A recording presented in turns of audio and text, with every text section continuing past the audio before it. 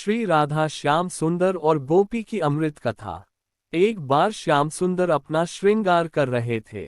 तभी श्याम सुंदर ने कुछ सोचकर नंद गांव की गोपियों को बुलाया और कहा कि अभी तुम बरसाना जाओ और ये पता लगाओ कि हमारी प्राण प्यारी ने आज कैसे वस्त्र धारण किए हैं।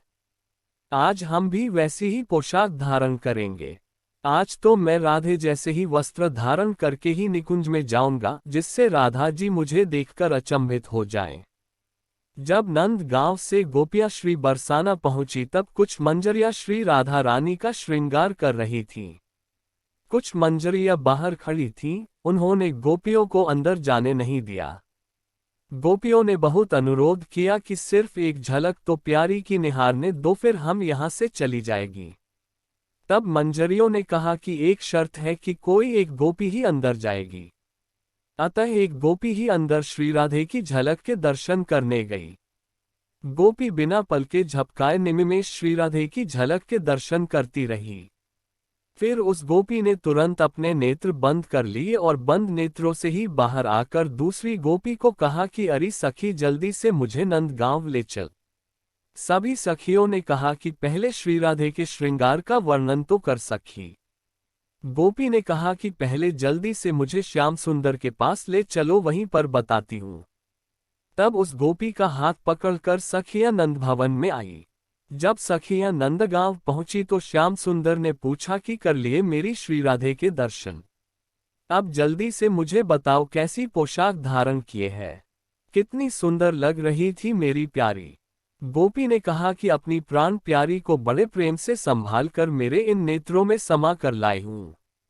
अब मैं नेत्र खोल रही हूं, आप मेरे नेत्रों में झांक कर प्राण प्यारी का दर्शन करें। आहा, ऐसा अद्भुत और समर्पित भाव केवल व्रज की गोपिकाएं में ही मिल सकता है। तब श्याम सुंदर ने उस गोपी के नयनों में झांका तो बरसाने में श्रृंगार करती हुई श्री राधे दिखाई दी। श्याम सुंदर अपनी प्राण प्यारी की झलक पाकर उस गोपी के नेत्रों में ही खो गए।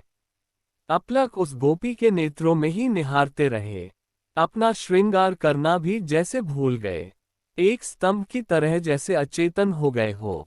एक गोपी ने श्याम सुंदर को प्यार से निहारा और पुकारा, तब वह चेतन हुए।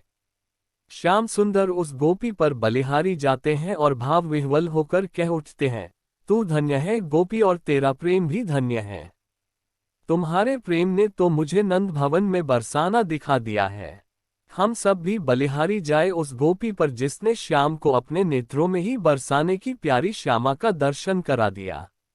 तब श्याम सुंदर ने श्री राधे जैसा ही श्रृंगार और पोशाक धारण किए और जिस गोपी के नेत्रों में श्री राधे देखी थी उससे कहा कि अब तू दूसरे नेत्र में मेरी छवि को बंद कर ले।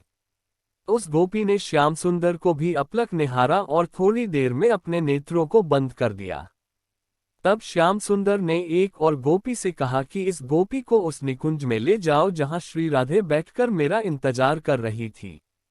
वह सखी उस सखी का हाथ पकड़कर श्री राधे जिस निकुंज में थी वहां ले आई। निकुंज में राधा जी बड़ी बेसब्री से श्याम सुंदर का इंतजार कर रही थीं। उन नंद गांव की गोपियों को देखकर पूछा कि श्याम सुंदर कहाँ हैं?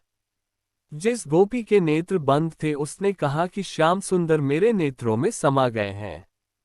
ऐसा कहकर उस गोपी ने अपने नेत्रों को जैसे ही खोला, श्री राधे भी अचंभित सी हो गईं। उस गोपी के एक नेत्र में श्रृंगार करती हुई बरसाना की श्री राधे दिखाई दे रही हैं और दूसरे नेत्र में श्रृंगार करते हुए नंद भवन के श्याम सुंदर दिखाई दे रहे हैं। उस गोपी के दोनों नेत्रों में श्री राधे और श्याम सुंदर दोनों दिखाई दे रहे थे। तभी दूर से श्याम सुंदर अपनी बंसी की मधुर धुन बजाते हुए आते दिखे। अब दोनों एक दूसरे को देखकर अचंभित हो रहे हैं, क्योंकि जैसा श्रृंगार उस गोपी के नेत्रों में दिखाई दे रहा है वैसा ही श्रृंगार दोनों ने किया है। तब राधा जी उस गोपी को अपना हीरा जड़ित हार पहना देती है और आलिंगन करते हुए कहती है कि तू धन्य है गोपी और तेरा प्रेम भी धन्य है। तूने तो अपने दोनों नेत्रों में बरसाना और नंद गांव समा लिए और साथ में मुझे और श्याम सुंदर को भी अपने नेत्रों में समा लिए। तत्पश्चात कान्हा जी, राधा जी सभी गोपियां आनंदित होकर निकुंज में भावविभोर हास परिहास करते हैं।